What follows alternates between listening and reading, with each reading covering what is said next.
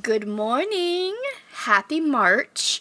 I have to go to work in about an hour, so this is going to be a little bit of a quicker video, but I want to talk about the books that I read in February. So a couple weeks ago, I did a books I've read so far kind of video, but I think from now on, it's going to be just monthly. So I have my list.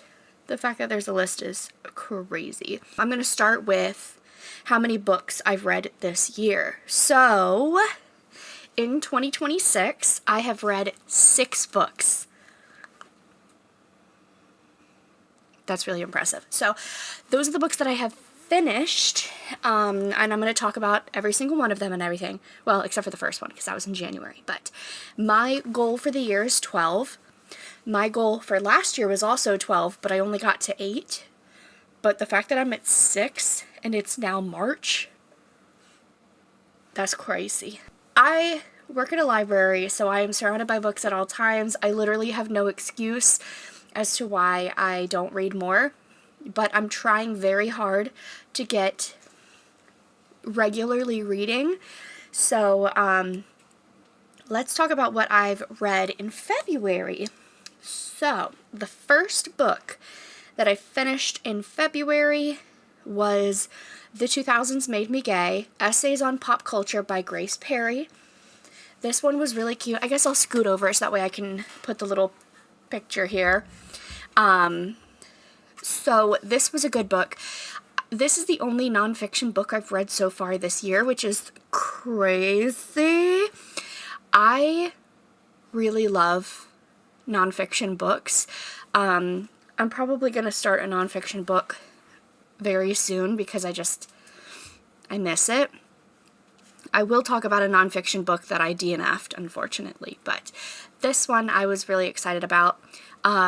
Grace Perry, who is the author and like the narrator, it's like all her stuff because it's her essays.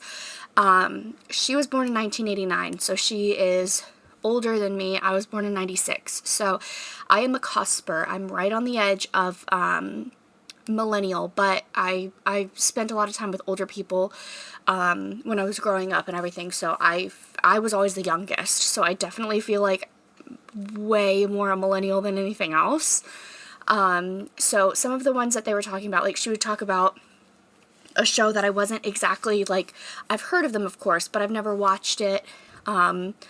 So it was cool to hear from her perspective, being a little bit older and watching those shows, the pop culture that was around a little bit earlier than I was aware of, you know?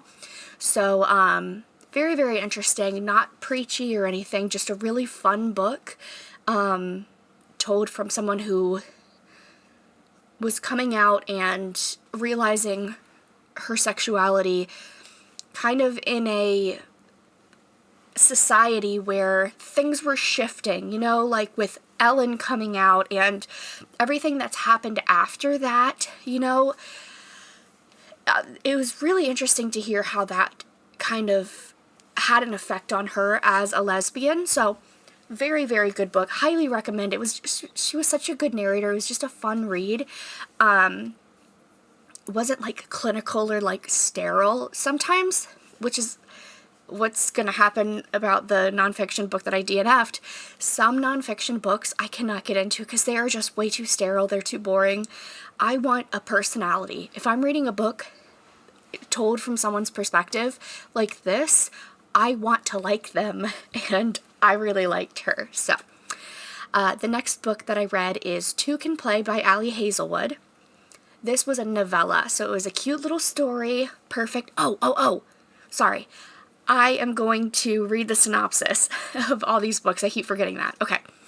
So, The 2000s Made Me Gay. This is From the Onion and Reductress Contributor. This collection of essays is a hilarious, nostalgic trip through beloved 2000s media, interweaving cultural criticism and personal narrative to examine how a very straight decade forged a very queer woman.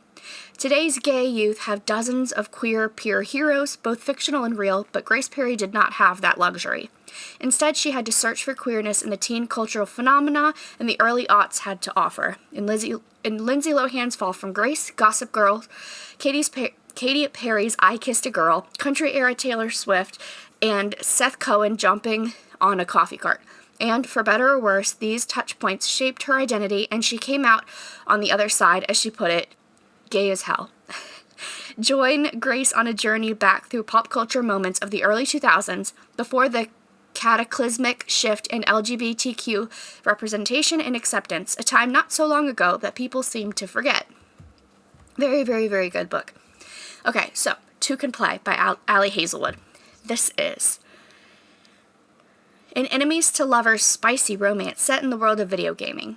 Viola Bowen has the chance of a lifetime to design a video game based on her all-time favorite book series. The only problem, her co-lead is Jesse effing Andrews, aka her arch nemesis. Jesse has made it abundantly clear over the years that he wants nothing to do with her, and Viola has no idea why. When their bosses insist a wintry retreat is the perfect team-building exercise, Viola can't think of anything worse. Being freezing cold in a remote mountain lodge knowing Jesse is right next door, no thank you. But as the snow piles on, Viola discovers there's more to Jesse than she knew, and heat builds in more ways than one. Oh, I thought this was really cute. So, I am not a spicy gal. I don't read smut. I don't read books with sex in them. I just don't like to read them. I'm a prude. So, Ali Hazelwood is as spicy as I get. This is the second book of hers that I've read. Well, I'm still reading the first one. I'll talk about it in a little bit. But, I liked this one. I liked the length of it because it was short, nice and short. It didn't take me long to read. It actually took me 2 days to read this book. So, that's really good for me. I thought it was adorable. I loved the characters. I loved their, enemies to lovers is always a fun trope. And I loved the video game aspect of it all was really cool too, because I feel like that's a little underrepresented, especially in an adult romance. So, and it was video games, but it wasn't nerd, Because I feel like if someone is into video games in a book, that's their identity. And they're a nerd all over the board. And I liked this story because they weren't. They were normal, quote-unquote, people that worked in video games, It wasn't their entire personality. It wasn't all they could think about, all they could talk about. So I really liked the characters. I liked the story. It was quick, it was easy, it was fun. And I recommend it. This was brand new in my my library because it was the first time that it had been in print, because apparently it was an ebook or an audiobook before, so now it's in print. So check your local library. And it was really good. Also, the reason why I'm not showing them is because these are library books. The next book that I read was from NetGalley. I signed up for NetGalley because I work in the library and I focus on age groups 8 to 12. So the tween is my age group. I signed up for NetGalley where you can read advanced reader copies of books that haven't come out yet. So I'm focusing on middle grade fiction, YA fiction, that kind of age group, and seeing what's out there and what's coming soon and what I think would be a good thing to recommend to kids or possibly integrate into some kind of event or whatever. So this is a really good opportunity for everyone involved, NetGalley. So the first NetGalley book that I read was Pet Placement Society by Primo Gallinosa. This one was not my favorite, but I'm going to read what the synopsis is. In this graphic novel series, perfect for animal lovers and fans of the Babysitter's Club, a group of tweens form a club to help find the perfect homes for animals at the local shelter while learning how to deal with middle school drama. 12-year-old Mia is having a hard time. Her parents are arguing about overcrowding at the animal shelter they own. Her best friend Lily is suddenly no longer interested in the things they used to do together, and it's been impossible for her classmates to agree on a topic for their big group project. With so much going wrong, Mia just wants to do one thing right. She attempts to befriend one of the students in her project group, a new kid named Riley, by pressuring him to adopt a dog from her parents' shelter. Riley reluctantly agrees, but it isn't long before he brings the dog back. It wasn't a perfect fit, and Riley wasn't ready for the responsibility. But Mia isn't discouraged. If anything, she's more determined than ever to solve all of her problems, starting with her parents' shelter.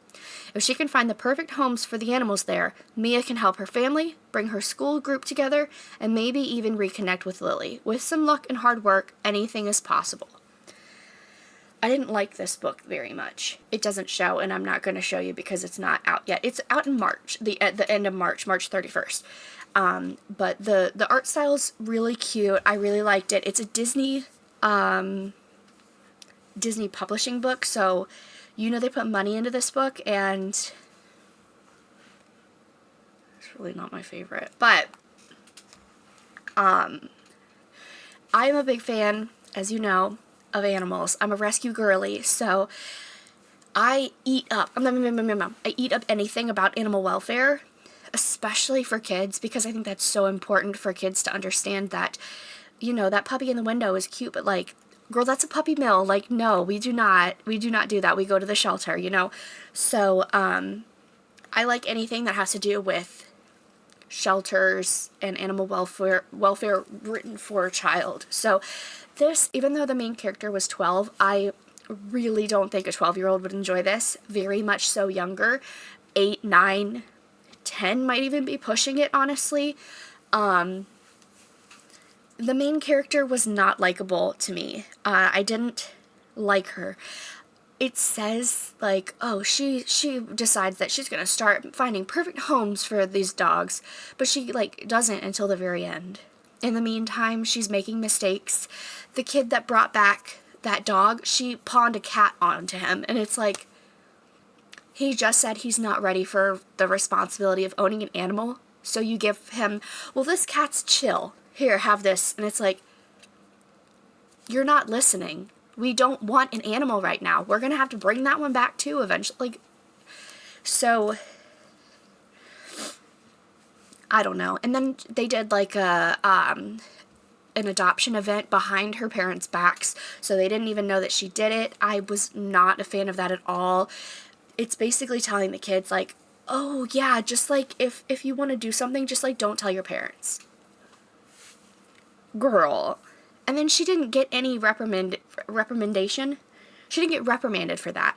They never found out. So she never got in trouble for that. Like, there weren't any consequences for her actions as well. So she got away with a lot of random stuff that she shouldn't have.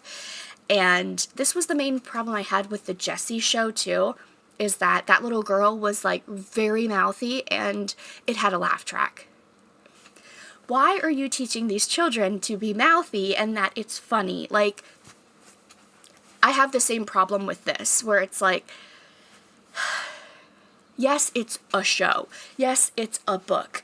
But these are shaping how the children are acting, how they are thinking, how they are perceiving the world. And if they're thinking this is okay, they're going to keep thinking this is okay. So, I don't love that at all.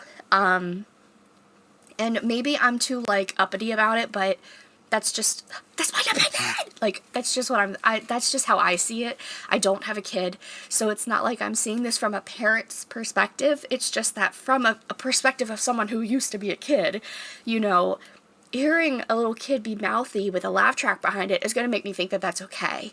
And having this where she's having no consequences for her actions is making me think that that's okay, and it's not. So, anyway, not a fan of this book, really. The Pet Placement Society, they make that on the last page, so, like, for it to be called that, it's not about that. It's not about that. It's more about this group project that they can't seem to find an answer to, that they are running out of time and they just keep dilly-dallying, frankly. And there was a lot of, like, different things happening at once, because it was with the animals, and then it was with her best friend, and then it was with this group, and then it was with this boy, and it's like, shave away half of these side quests, okay? This is a kid's book. Focus more on the animals, have consequences for actions, and then this will make more sense. There's just too much happening. That was my opinion on Pet Placement Society, but it's very cute. If you have a younger child, again, like 8, 9, 10, maybe, not 12, not any older, they may like it. I don't think it'll be a new Babysitters Club. I don't think this is going to become a big thing. I didn't think it was that good of a book. Art style's gorgeous, though. The next book that I read was The Do-Over by Lynn Painter. This book is something that I wanted to read for a long time because I heard that it had like little splashes of Taylor Swift in there. So I was really excited to read it. This is a YA fiction, so it was a very quick read. After living through a dumpster fire of a Valentine's Day, Emily Hornby escapes to her grandmother's house for some comfort and a consolation pint of Ben & Jerry's. She passes out on the couch, but when she wakes up, she's back home in her own bed, and it's Valentine's Day all over again. And the next day, another Nightmare V-Day. Emily is stuck in some sort of time loop nightmare that she can't wake up from as she rewatches her boyfriend Josh cheat on her day after day. In addition to Josh's recurring infidelity, Emily can't get away from the what's with all these big words? Enigmatic Nick, who she keeps running into, sometimes literally, in unfortunate ways. How many days can one girl passively watch her life go up in flames? And when something good starts to come out of these terrible days, what happens when the universe stops doling out do-overs? This was such a cute book. I really, really liked this book. I love a cutesy YA romance. I did not review this book. How strange. I have to go back and review it because I love reviewing books, but this was so good. Such a cutie little book. Loved the characters. I have to care about the characters or I don't care about the book. So I really loved Emily. I loved Nick too, which my boyfriend's name is Nick, so. But this was a very, very cute book. Really enjoyed it. Even though it was a YA book and it was set in high school, it didn't seem too young.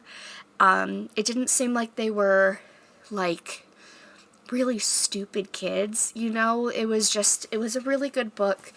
I loved the whole, like, Groundhog's Day kind of thing over and over and over and over and over again. And it's like, after a while, it's like, well, should I try something different? But then I'll just wake up again and it's like, why am I putting so much energy into something that I'm not going to get returned?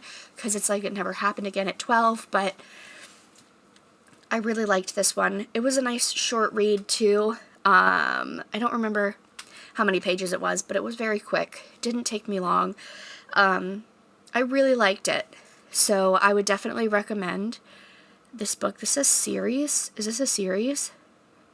It says Do-Over #1. The End of the Donk. Oh, 9-page ebook. Gain sexual experience on the donk. Wow. So this is apparently something that they cut out of the original book, and everybody was like, oh, thank God that they didn't put this in the book, because it sucks. Okay, interesting. What is this? Valentine's Day. Oh, from Nick's point of view. This is also 26 pages. So these are like little tiny little things. Okay. So it's still just one main book. It's just that those two other ones were like extra. I don't know. Anyway, cute book. I liked it. Okay.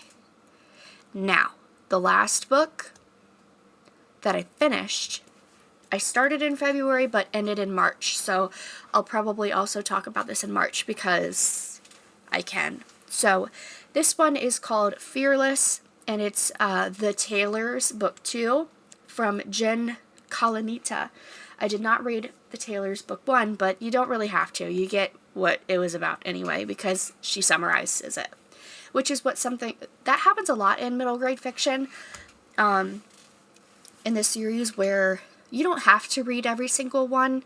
They kind of talk about what happened in the last one very quickly summarized, and then they move on in a lot of middle grade fiction books, but this is a middle grade fiction book. This is a series about Taylor Swift fans, so very cute. So it's a group of 4 friends that are all named Taylor. So they're called the Taylors.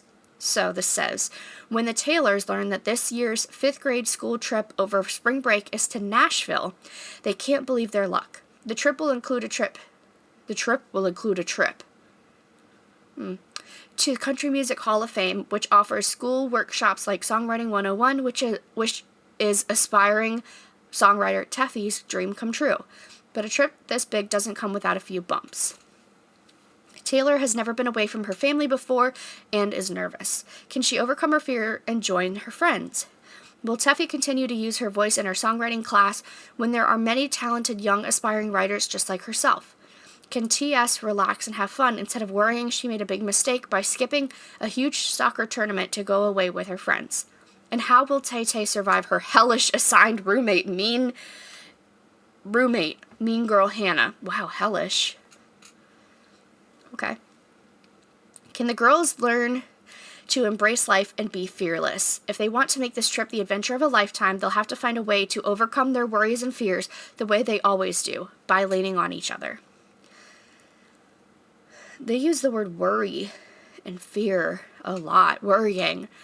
And hellish is crazy to say in a book description. This book isn't out until September, so this was definitely, girl, this was an uncorrected proof from beginning to end. There were a lot of mistakes in it, but anyway, it was cute. It was a cutesy little book. 5th grade, I think, is a great, that's like the target audience. That's a perfect audience for this book. As a huge Taylor Swift fan, I liked it. I liked the nods and the true stuff that they put in there about Taylor and her friends and her, Jack Antonoff was talked about in this book. Like, there was a lot of good nods to her, with Nashville, talking about the Taylor Swift Educational Center and, like, the bench in Centennial Park and everything. It was very cool to hear that real life stuff in a book. It was fine. It was cutesy. Yeah, they all had problems that to a almost 30-year-old woman seem very trivial, but I do understand that when you're in 5th grade and you're afraid of the dark, like, I remember, like, being a kid and being like, I can't have people know this. I can't have people to make fun of me about that. Like, what people think of you is so important when you're a child. Like, in your mind, you think it means so much, that I get that. This book was fine. It was fine.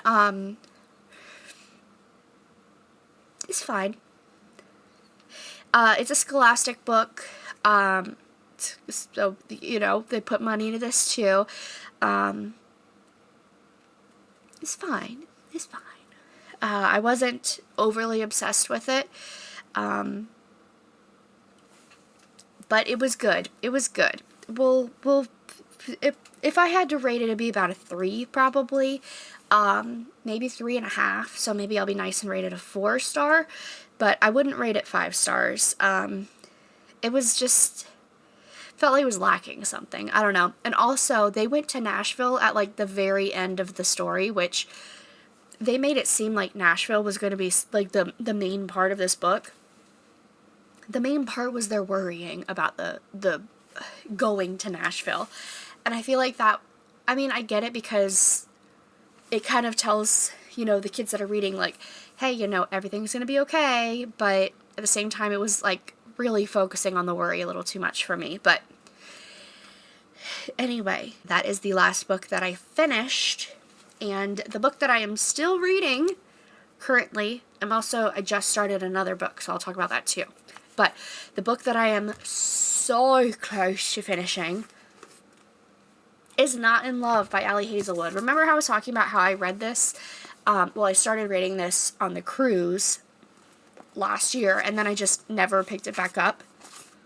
I am so close to being done. I'm currently on page 312, and there are 379 pages, so I am so close to finishing this book. I feel like if I just like sit down and carve away like an hour or whatever to just like not have any distractions and finish this book, it'll be done. Not even an hour, it won't take me that long, but I'll try to finish this book probably tomorrow because I'm off tomorrow. This is really, really cute. Let me read what this is about. A forbidden secret affair proves that all's fair in love.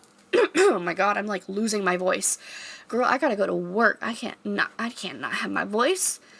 A forbidden secret affair proves that all's fair in love and science. Rue Siebert might not have it all. Siebert might not have it all, but she has enough. A few friends that she can always count on, the financial stability she yearned for as a kid, and a successful career as a biotech engineer at Klein, one of the most promising startups in the field of food science. Her world is stable, pleasant, and hard-fought, until a hostile takeover and its offensively attractive frontman threatened to bring it all crumbling down. Eli Kilgore and his business partners want Klein, period. Eli has his own reasons for pushing the deal through, and he's a man who gets what he wants. With one burning exception, Rue. The woman he can't stop thinking about, the woman who's off limits to him. Torn between loyalty and an undeniable attraction, Rue and Eli throw caution out the lab and boardroom windows. Their affair is secret, no strings attached, and has a built-in deadline. The day one of their companies prevails. But the heart is risky business. That place for keeps. My goodness. This is very, very good. Again, she's a little spicy. This has a lot more sex in it than the novella because it's longer. So there's more room for sex, I guess. I'm just not a smut girly. So like I'm reading it and I'm like, how long is this sex gonna go? Like kind of like skimming it, but I'm weird about that. I don't know. I'm not the target audience, I guess, for like adult fiction, or adult romance, contemporary romance. I don't know. The reason why I'm so rough on this book, by the way, is because I already got it water damaged because when I took it on the boat, my bathing suit was wet and I was holding it to it. So, otherwise I would never flip a book around like this ever in my life. I am so nice to my books, but this one's like a lost cause anyway. But I'm very, very close to being done with this book. It's cute. I don't think I'll read more full-length novels by Ali Hazelwood, but if she had a story that was another novella or something, I would read it. Or if there was some kind of, I mean, these are all basically the same book. It's basically the same thing where they're enemies to lovers. It's just that instead of in a video game, they're, doing food science stuff. Where it's like they're from opposing corporations of the same thing, and it's basically the same book, but it's cute, and I like it, and I like the characters and everything, so, but I probably won't read any more of her full-length stories unless there's one that's about like something I'm really interested in, like animal shelter or something. But anyway, that's the next book that I'm most likely going to finish in March. And then the other one is another NetGalley book, and this one is The Music of Us by Emerald Alexandria. This one is really cute. This one's going to be out in June. A fun and flirty contemporary YA novel between a cat cafe barista and a boy band pop star that hits all the right notes.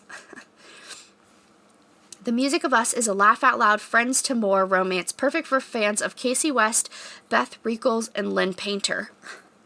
I don't know who Beth is, but I love Casey West and Lynn Painter. If life came with a playlist, Lucy's current era would be Stressed Girl Summer. Hey, girl! While her friends are out enjoying the last summer before college, Lucy has her hands full managing her mom's quirky cat cafe. But with the fancy new coffee shop across the street, how will she attract enough customers to adopt the cats or even pay the rent? In a desperate moment, Lucy emails her ex-best friend and first crush, Jake Moody, who's now the resident bad boy in the massively popular boy band, The Usual Suspects. Lucy hasn't spoken to him in years, not since he kissed her and left her for auditions without a backward glance, which she's totally not holding a grudge about. Thanks for asking. To her surprise, Jake is all in on hosting a live stream performance to raise support for the cafe and salvage his image after his most recent scandal. As Jake and Lucy work together to corral his bandmates and plan the live stream, she finds her old feelings resurfacing despite her firm intentions to keep her distance. Is it possible the old Jake she knew is still hiding under his new rebellious image?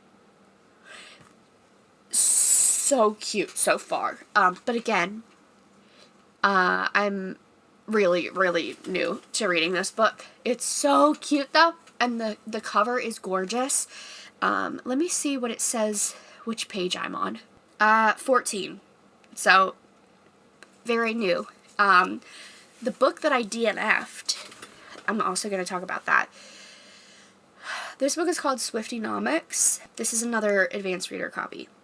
Oh, it's out now.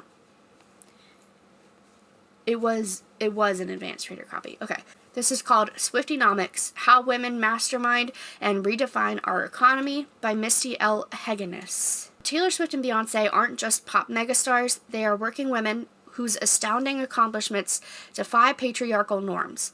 And while not all women can be Rihanna or Dolly Parton or Reese Witherspoon, their successes help us understand the central role of everyday women in today's economy. Swiftynomics assesses the complex economic lives of American women. Drawing insights from path breakers like Taylor Swift, Misty Hegenes digs into the data revealing women's hidden contributions and aspirations, the unexamined value they create by following their own ambitions. She confronts misconceptions about the roles women play in today's economy by highlighting the abundance of productive activity occurring in their daily lives and acknowledging the barriers they still face.